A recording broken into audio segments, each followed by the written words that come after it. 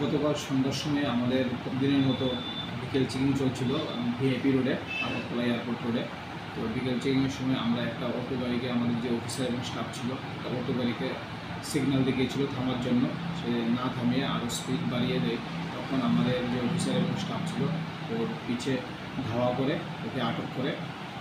আটক করার পর ওর গাড়িতে তল্লাশি চালিয়ে 10 কেজি 400 গ্রামের মতো গাঁজা উদ্ধার করা হয় এবং এই গাড়িতে থাকা ড্রাইভার এবং আরও একজনকে অ্যারেস্ট করা হয়।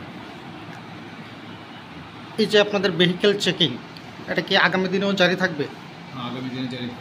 যাদেরকে গতকাল আটক করেছেন তাদের পূর্বের এনডিপিএস সংক্রান্ত কোনো মামলা রয়েছে কিনা এই বিষয়ে কিছু পেয়েছেন প্রাথমিকভাবে? আমরা ওদের বিরুদ্ধে একটা এনডিপিএস অ্যাক্ট অনুযায়ী একটা আমরা কেস নিয়েছি এবং ইনভেস্টিগেশন চলছে। ইনভেস্টিগেশনে ধরা যায়। ধন্যবাদ।